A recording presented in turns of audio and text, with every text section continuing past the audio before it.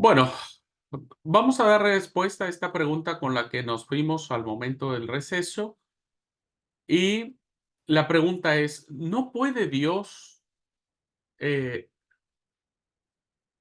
erradicar por completo el mal que existe en el mundo? Y la respuesta que nosotros decimos, bueno, es como si Dios hubiera cometido el problema, ¿no es cierto? Y ahora tuviera que solucionar el problema. Por favor, ¿alguien me ayuda a leer Lamentaciones 3:22, por favor?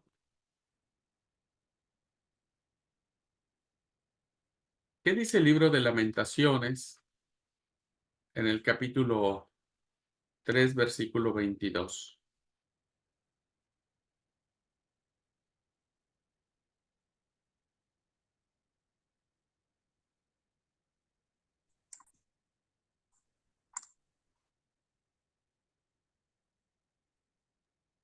Permiso. Sí, Por la misericordia del Señor no hemos sido consumidos. Nunca su misericordia se ha agotado. gracias. Dios hace algo mejor que erradicar el mal que en este momento impera. Y según el autor de este libro, que es un libro de lamento, de endecha, de elegía fúnebre, ¿no es cierto? Que está en un contexto de desolación, en un contexto de muerte, de tragedia, de viudez, en un contexto, como ya vimos en la clase de poético, ¿no es cierto?, donde hay tanto quebranto y tanto lloro. En medio del corazón en medio de este libro, en el corazón de esta literatura sapiencial, el escritor dice que por la misericordia del Señor no hemos sido consumidos, porque nunca decayeron sus misericordias. Es decir, Dios acompaña a las personas en el dolor. Dios es un Dios compasivo. Dios es un Dios en que su misericordia no cae. ¿Alguien quiere leer segunda de Pedro 3:9, por favor? Sí, segunda de Pedro 3:9. El Señor no retarda su promesa, según algunos la tienen por tardanza, sino que es paciente para con nosotros, no queriendo que ninguno perezca, sino que todos procedan al arrepentimiento. Amén. Gracias. ¿Qué vemos en esta literatura también? Pues que Dios sigue siendo paciente porque no quiere la muerte del que muere. Él quiere que todos conozcan a Jesús, sean salvos, que decidan por Jesús, que tomen esta decisión por Él. Eh, el Señor, ¿no es cierto?, tiene, tiene la intención de que las cosas sucedan para bien, eh, y que sea para el bien de todos, ¿no? Así que tenemos un Dios que no solo no va a erradicar en algún momento el mal, sino que en estos momentos hace lo mejor, se mete con nosotros en nuestros valles. Dice este autor, Paul Light, me gusta esta cita, y dice: "Quisiéramos que Él elimine la guerra, pero que no se acerque demasiado a nosotros", ¿no? O sea, queremos que Él quite la guerra, pero no queremos saber mucho de Él. Si Dios erradicara el mal del universo, su acción sería completa e incluiría nuestras mentiras y nuestras impurezas personales. Fíjense, esto es algo reinteresante. Nuestra falta de amor y hacer lo bueno. Supongamos que Dios decretara que a medianoche de hoy todo el mal sería quitado del universo. ¿Quién de nosotros estaría aquí después de la medianoche? ¿Por qué Dios no quita el mal? Porque tendría que quitarnos a todos nosotros. Nosotros que hemos tomado la decisión, el ser humano que ha tomado la decisión de alguna u otra manera, ¿no es cierto?, de, de buscar a Dios o de negarlo, de vivir para Él o vivir para sus propios dioses. Por eso dice este autor, si Dios quitara el mal del universo, su acción nos incluiría a nosotros, porque nosotros somos los mentirosos, los asesinos, los imprudentes, los irresponsables. Nosotros somos quienes de alguna u otra manera lastimamos a nuestro prójimo en palabra, en acción, en pensamiento. Somos nosotros el producto o el cauce, perdón, por el cual el mal está, el mal existe. Y eso nos complica, en definitiva.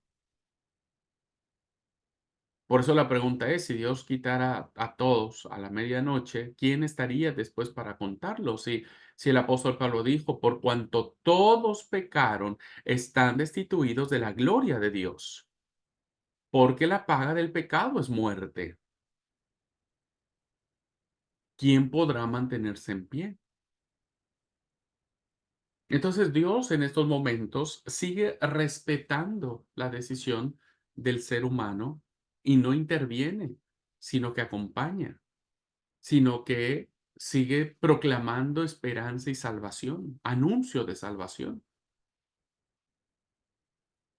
Así que el antídoto que, que tenemos para esto que no puede ser quitado, al menos no por ahora, porque mientras el ser humano sigue estando, siga decidiendo, sigue existiendo, el mal moral seguirá estando y consecuentemente su sufrimiento, las consecuencias de. ¿Cuál era el antídoto que tuvimos para esto? Pues Dios lo reveló en el sacrificio de su único y amado Hijo Jesucristo, nuestro Señor, para que todo aquel que en él cree no se pierda, mas tenga vida eterna. No penséis que he venido a condenar al mundo, he venido para que el mundo sea salvo a través de mí. Es el Hijo, ¿no es cierto? El Hijo que vence.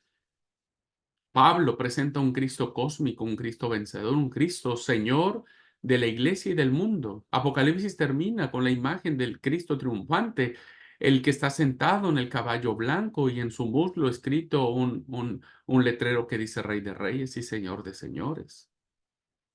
Fue el sacrificio de Jesús. Dios no se desentendió. Dios ayudó al ser humano a solucionar su problema de decisión. Y ahora decidir por Cristo nos trae salvación.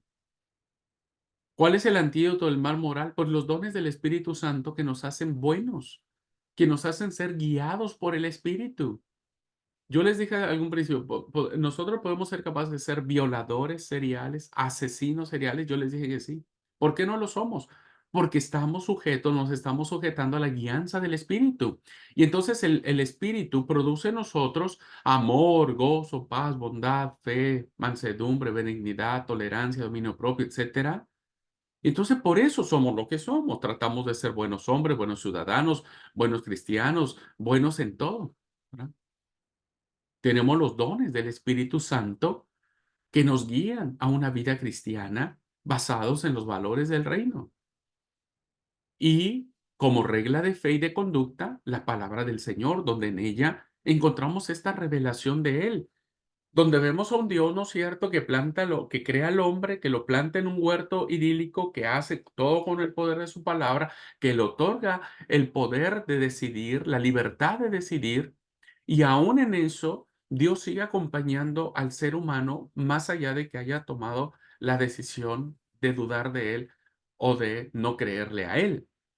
¿Por cuál fue el problema que tuvo el hombre? Pues cuando la serpiente se acerca y le dice con que Dios ha dicho, mentira, mentira, Dios es un mentiroso, no vas a morir, tus ojos serán abiertos y seréis como Dios. Y entonces vemos que la Biblia es como un telón de teatro que se va abriendo de a poco, de a poco, de a poco, de a poco, para que finalmente deje al descubierto la verdadera escena final, ¿verdad? Un Dios que ha estado con su pueblo, que ha estado con su iglesia, que ha acompañado en el dolor, incluso en el de su Hijo Jesucristo, aun cuando Él no decidió. no decidió en el sentido de hacer lo malo para estar colgado en una cruz, sino decidió morir por nosotros, ¿verdad? Y venir al mundo por nosotros. Así que el cuarto punto es que el mal moral no puede frustrar los propósitos de Dios. Aun cuando la decisión del hombre sea acabar con el propio hombre, aun cuando el hombre se arme contra su hermano, aun cuando el propio hombre destruya todo cuanto tiene, Dios tiene un propósito y lo va a cumplir hasta el final. El mal moral no puede impedir la realización de los fines de Dios, ni es algo que esté fuera del control divino. Dios no está ajeno a las situaciones que vivimos. No está ajeno a los dolores que hay en los hospitales, en los campos de guerra, en los hogares destruidos, en los diagnósticos médicos. Dios no está ajeno a eso. Él tiene control de todo cuanto existe. Y aunque el hombre en el humanismo ha pensado que el ser humano tiene la respuesta y el control de todo, cada día nos damos cuenta que somos un fracaso. Como humanidad somos un fracaso porque no tenemos esta capacidad de crear, ni de retener, ni de sostener, ni de detener. Es Dios. Así es que Dios tiene propósitos. Y esos propósitos los está cumpliendo, los va a ir cumpliendo conforme su voluntad, ¿verdad? El hombre quiere muerte, Dios quiere vida. El hombre quiere odio, Dios quiere siempre la paz. El hombre quiere la venganza, Dios quiere que amemos a nuestros enemigos.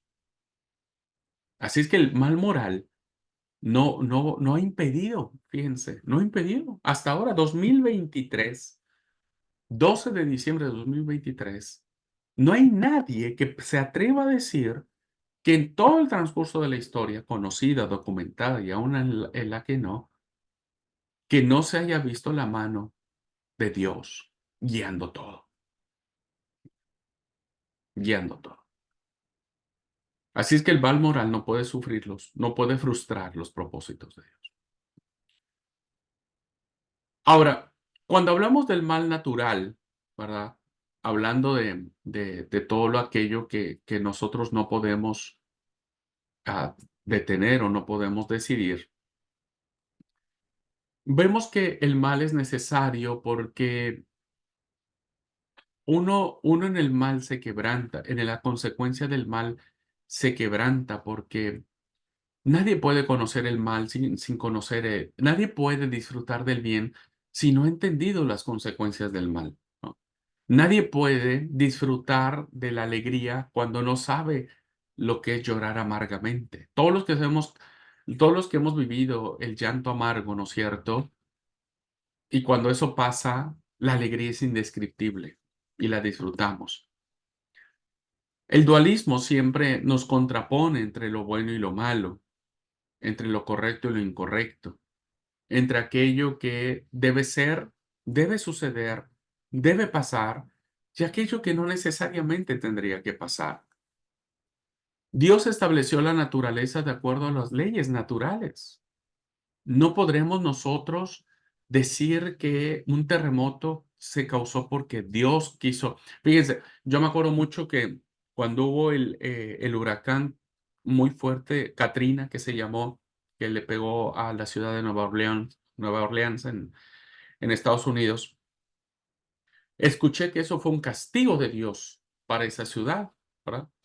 Porque esa ciudad era idólatra, es bailes, es sexo desenfrenado, toda la depravación que puede existir, ¿no es cierto? Entonces era una ciudad entregada a estos deseos insanos. Entonces Dios la castigó con este poderoso y potente huracán.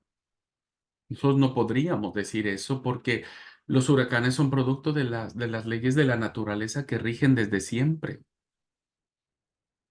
Entonces, cuando un huracán ataca a un país, un poblado donde no son entregados a lo que planteaban en Estados Unidos, incluso me acuerdo que cuando hubo un gran terremoto en Haití, que destruyó casi toda el país, ¿no es cierto? Hubo muchos muertos, decían, bueno, es que Haití es una ciudad muy idólatra, adoran a muchos dioses.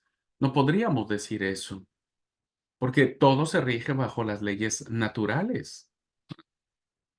Leyes naturales que Dios creó desde un principio. Terremotos han existido siempre, huracanes han existido siempre, siempre, siempre. Erupciones de volcanes, olvídense, el Vesubio es uno de ellos, un testimonio, ¿no es cierto? En el mismo tiempo de Jesús dijo que hubo un gran terremoto que, que sacudió toda esa parte de Palestina. Este autor, ¿verdad? Fritz Ridenour, dice, pedirle a Dios que modifique la ley natural para la conveniencia de una persona o un grupo de personas en un cierto momento o lugar, sería como pedirle a Dios que al mismo tiempo provocara inconveniencias a otra gente en otra situación. Es como si nosotros le dijéramos, aquí en El Dorado hay mucha violencia. Dios, que haya como un terremoto acá, como para que toda esa gente se muera. Dios no puede, ni quiere, ¿no es cierto? Más bien, modificar las leyes naturales porque son parte del proceso natural de la vida. Si nosotros dijéramos, no, que no haya tal terremoto, ni tal tornado, ni incendio en estas personas, en este país, es como decirle, bueno, pero con este país sí está bueno que le hayas mandado este huracán para que acabara con todas las personas idólatras y, hermanos, personas idólatras hay en todas las ciudades y pueblos, gente entregada a sus concupiscencias, lascivias, sexuales, hay en todos lados del mundo. Entonces, Dios tendría que, como dijo la cita anterior, ¿no es cierto? Dios tendría que acabar con todo el mundo, tendría que acabar con el mal y el sufrimiento y tendría que acabar con todos nosotros.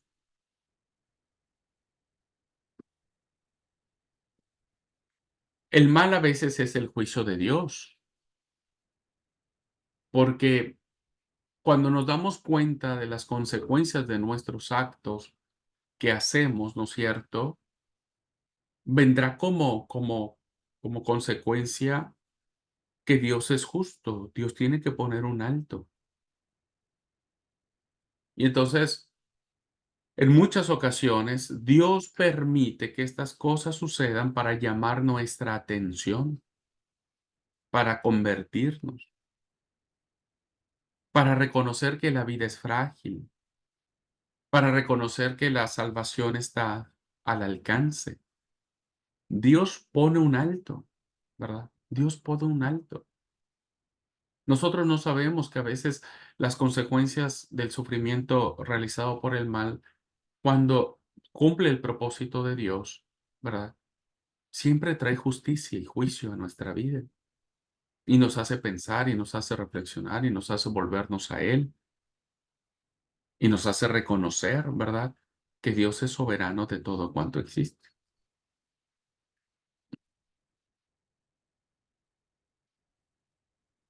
Así que los males y el padecimiento también pueden ser un instrumento del bien. Veámoslo desde esa perspectiva. ¿Por qué tendríamos nosotros que siempre mirar la parte negativa, culpando a Dios de las cosas que nos pasan? Hay muchas cosas que Dios permite que nos quebrante, que nos duela, porque Él quiere forjar en nosotros un carácter de confianza, de fe, de esperanza, de aprender a confiar en Él. ¿Alguien quiere leer Génesis 50:20, por favor? Uno puede decir, ¿cómo algo malo puede ser para bien? Sí, dice el apóstol Pablo, los que aman a Dios, todas las buenas y las malas, ya sea del mal moral o del mal natural, todas las cosas nos ayudan para bien, todas las cosas. Y el testimonio lo encontramos en José. ¿Qué le dice José a sus hermanos? ¿Alguien tiene las citas? Génesis 50:20, Sí, yo lo tengo. por favor. Dice, "Pensa- pensasteis mal contra mí, mas Dios lo encaminó a bien, para hacer lo que vemos hoy, para mantener en vida a mucho pueblo". Gracias. Amén. Gracias. Ustedes quisieron hacerme un mal y me lo hicieron, ¿verdad? Y me lo hicieron. Ese pobre José, según el relato bíblico, la padeció muchísimo. Separado de su padre de una manera tan cruel, ver el odio de sus hermanos queriéndolo matar. Hoy dirían, tendría que ir al psicólogo casi, casi, ¿no es cierto, José? Para superar esos traumas. Ser vendido, hallar gracia delante de su captor, darle un puesto bueno y después por una mentira de la mujer termina nuevamente en la cárcel. Hay la esperanza de que dos tipos le ayuden a salir, el copero y el panadero. Interpreta sus sueños y los tipos saliendo se olvidaron de José. O sea, no fue fácil. Y José les dice a sus hermanos, ustedes pensaron hacerme un mal y la verdad es que me lo hicieron. Sin en cambio, Dios usó todo ese sufrimiento, todo ese mal producto de la libertad que tuvieron sus hermanos para complotar contra él y matarlo, pero Dios lo transformó para algo bueno. Y entonces, ahora mucho pueblo se ha salvado. Quiero leer esta cita de Bernard Ram que me gusta mucho para compartir con ustedes. El hombre nunca conocería el bien si primero no conoce el mal. No podemos aprender a sonreír cuando no hemos sabido lo que es estar triste.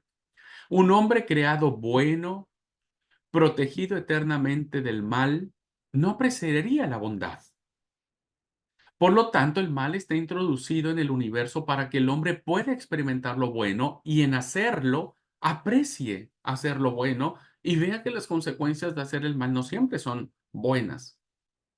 Solamente los que han conocido lo malo, la vergüenza, la depravación, el pecado y la culpa pueden comprender el amor, la redención, el perdón y la salvación.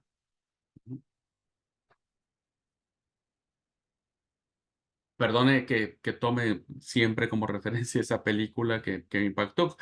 Este profesor que era ateo y que odió a Dios porque no le ayudó a su madre en el momento de morir por cáncer, al final termina aceptando a Jesucristo en su lecho de muerte. Esa persona murió, pero si murió habiendo aceptado a Jesús, entonces hay redención, hay perdón, hay salvación.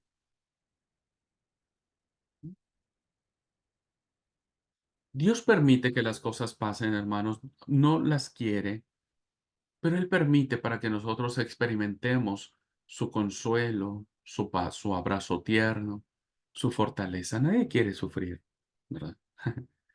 Pero es parte de la realidad del ser humano en su libertad que está teniendo para hacer. ¿Alguien quiere leer, por favor, Hebreos 12:6?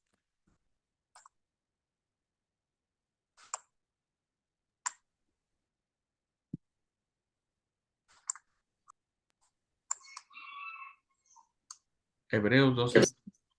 Hebreos 12:6 dice, porque el Señor al que ama disciplina y azota a todo el que recibe por hijo. Gracias, gracias, Esther. A veces es chocante este texto, ¿no es cierto? Y mire, puede dar para mucho, pero a veces el permitir que las cosas pasen es porque es la única manera que Dios tiene para llamar nuestra atención. No sé si lo que yo siempre digo está bien, pero yo le digo a la gente, es mejor aceptar al Señor por la mucha buena, digo yo, ¿no? Por la mucha buena. Y no volver a Dios producto de alguna experiencia dolorosa que nos haga volver a Dios. Salmo 119, 67 y segunda de los Corintios 12:9. Si alguien quiere ayudarme a leer, por favor. Salmo 119, 67. Podría ser mía esas palabras. Bueno, Antes de sufrir, yo andaba descarriado, pero ahora obedezco tu palabra. ¿viste? O sea, uno dice, ¿qué necesidad habría de haber ídome al mundial y sufrir un montón de consecuencias si lo fácil hubiera sido desde el principio aceptar al Señor, ¿no es cierto? Pero eso ahora te hace ver a ti, te hace entender y valorar el sacrificio de Cristo. Ahora te hace un buen cristiano, porque decir, yo ya sé lo que es sufrir por andar en el mundial, ¿no? Y entonces ahora me vuelvo a Cristo y ahora entendés, a partir de tu sufrimiento, a partir de tus malas decisiones, a partir de tus fracasos, entendés esta nueva realidad de tu vida hoy. Segunda de Corintios 12:9.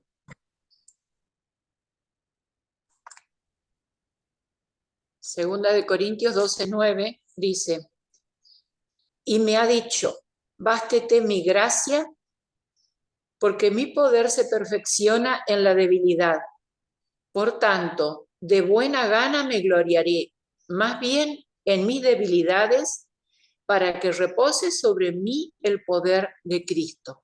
Gracias. ¿Qué dijo Pablo? 3 veces le he pedido al Señor que quite el aguijón de mí. Muchos piensan que era la enfermedad que Pablo tenía. Creen la mayoría de los eruditos que puede haber padecido ataques epilépticos, una enfermedad no nada linda, y uno diría, pero si es el siervo de Dios, es el gran apóstol Pablo, el tipo tendría que haber estado re sano, re fuerte, y no. Y 3 veces dice Pablo. ¿Y qué dijo el Señor? No te lo voy a quitar.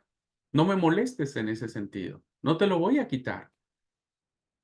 ¿Qué le dijo el Señor? Bástate mi gracia, porque mi poder se perfecciona en tu debilidad. Tenemos que encontrarle significado cuando sufrimos, ¿no es cierto?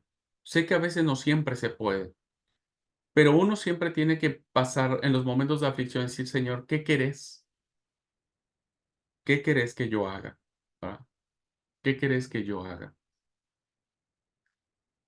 Yo viví esta experiencia cuando venía para la Argentina, me dio COVID.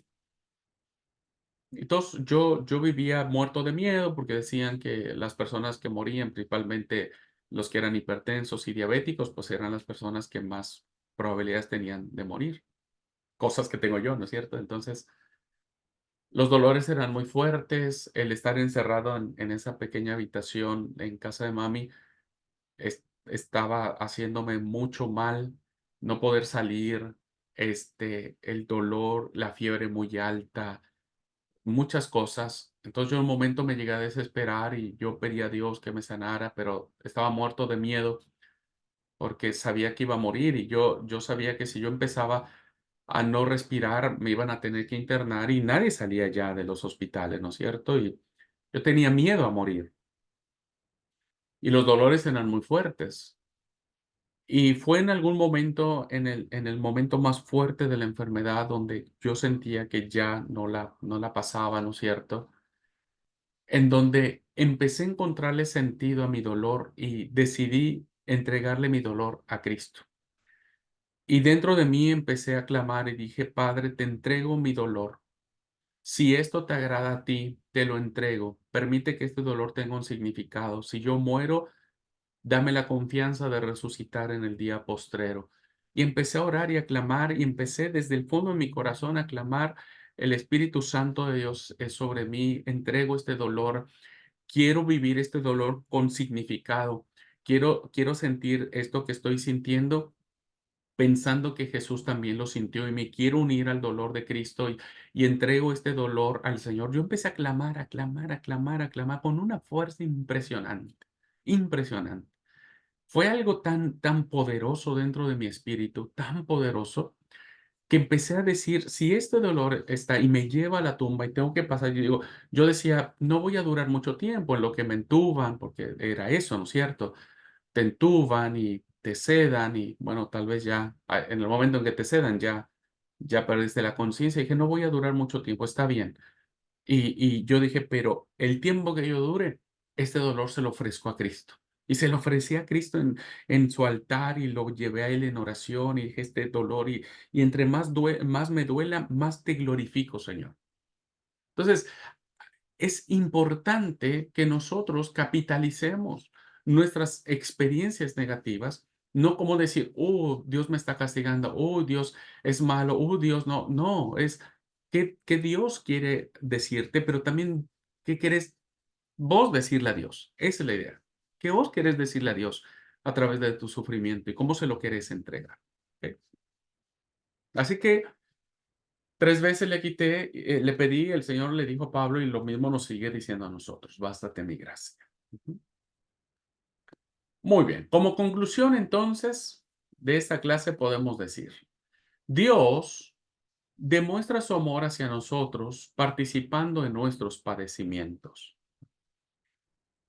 Y lo encontramos en el profeta Isaías 63:9. ¿Alguien quiere leerlo, por favor? El Salmo 23, todos no sabemos el hermoso salmo, pero este salmo es maravilloso porque es un salmo que dice, aunque ande en valle de sombra y de muerte, no temeré mal alguno, porque tú estarás conmigo. Dios no nos saca de nuestros valles.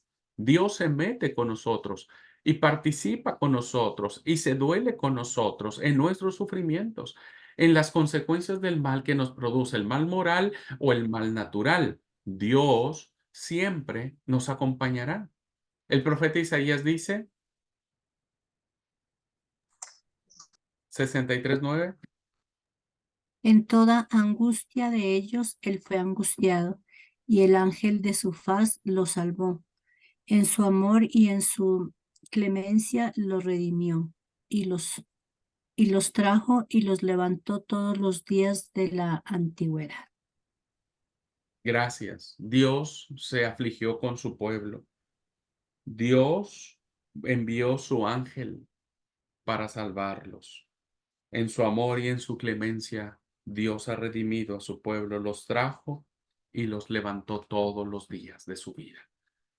Así que Dios, hermanos, no quiere el mal, no propició el mal, no se deleita con el mal. Dios es algo más maravilloso. Nos acompaña, nos redime, nos levanta, le da sentido. Y citando otra vez a Bernard Ram, dice, la cruz es la más clara revelación del amor, la bondad y sabiduría de Dios. Así que, cuando ocurre una tragedia en cualquiera de sus formas, el cristiano halla consuelo mirando a la cruz donde no hay sombra, sino solamente la radiante luz de la verdad divina que nos habla del amor indecible de Dios. La frase está hasta hermosa para ponerla en nuestros estados y que la gente sepa eso, ¿verdad? Que la gente sepa. Tal vez alguien en nuestros estados, un amigo ateo, un amigo que está dudando de Dios, pueda leerlo y pueda encontrar luz. Pueden citar el Isaías 63:9, ¿no es cierto? En sus estados, sus redes sociales. El cristiano halla el consuelo en la cruz, por muy fuerte que sea nuestra tragedia. Alguien decía, ¿no? La verdad que lo reafirmo. Todos nos gusta leer el libro de Job hasta que nos toca ser Job a nosotros. Todos nos gusta leer el libro de Job hasta que nos toca ser Job. Pero es la cruz, ¿verdad? La que nos habla del amor de Dios, un amor que está allí, que nos va a bendecir. Lo segundo, como conclusión, es que no debemos olvidar que Cristo vendrá. Su segunda venida es una promesa maravillosa. Resucitará a los fieles, le dará el justo castigo a los infieles, a los injustos, a los pecadores, y recompensará a los fieles con una vida eterna, una vida mejor, ¿no? Dios, ese es Dios. Eso sí lo planeó Dios. Eso sí es decisión de Dios, para salvarnos. No olvidemos que Cristo vendrá y hará justicia y juicio. El hombre malo no quedará sin castigo y los justos no quedarán sin recompensa. Eso nos lo dice Mateo y el libro de Apocalipsis, ¿no es cierto? Eh, que, que, que Apocalipsis capítulo 7 dice del 15 al 17. Por esto están delante del trono de Dios y le sirven día y noche en su templo, y el que está sentado sobre el trono extenderá su tabernáculo sobre ellos. Ya no tendrán hambre ni sed, y el sol no caerá más sobre ellos, ni calor alguno, porque el Cordero que está en medio del trono los pastoreará y los guiará a fuentes de agua de vida, y Dios enjugará toda lágrima de los ojos de ellos. Esa es nuestra esperanza. Así que, por eso digo, esto sí Dios lo planificó, ¿no? Y finalmente, la tercera gran verdad es que Cristo, el Señor, el Cordero inmolado, establecerá un nuevo orden en la tierra en el cual el mal será expulsado. Dice el libro de Apocalipsis en el capítulo 21, versículo 1 y 2. Vi un cielo nuevo y una nueva tierra, porque el primer cielo y la primera tierra pasaron y el mar ya no existía más. Y yo, Juan, vi la santa ciudad, la nueva Jerusalén, descender del cielo de Dios, dispuesta como una esposa ataviada para su marido. No entrará en ella ninguna cosa inmunda o que hace abominación y mentira, sino solamente los que están inscritos en el libro de la vida del Cordero. Esto sí lo planificó Dios. Y algún día eso sucederá. Dios cumplirá su promesa. Así que bueno, espero que esta clase haya sido de bendición para sus vidas y que les dé material para reflexionar sobre nuestra postura de Dios ante el sufrimiento y sobre todo resaltar lo que sí es Dios, ¿verdad? Lo que sí significa Dios, más allá de la decisión que Él ha tomado de respetar nuestra libertad y de concedernos esta maravillosa esperanza de que el mal y el sufrimiento no permanecerán para siempre. No permanecerán para siempre. Esos niños inocentes algún día se levantarán, ya no tendrán más hambre, no tendrán más sed. Ese hombre, esa mujer muertos por un accidente o una enfermedad. Yo creo que por eso Pedro decía, Dios no quiere que nadie perezca y pacientemente está esperando que todos procedan al arrepentimiento. Así es que en un afán apologético y evangelístico es nuestro deber anunciar en la medida de lo posible esta verdad para que la gente pueda aceptar a Cristo como Señor y Salvador.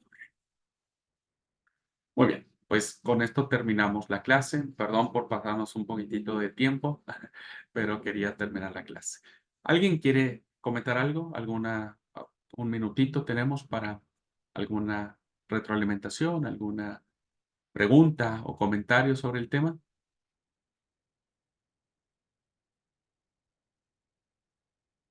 ¿Los convencí o no?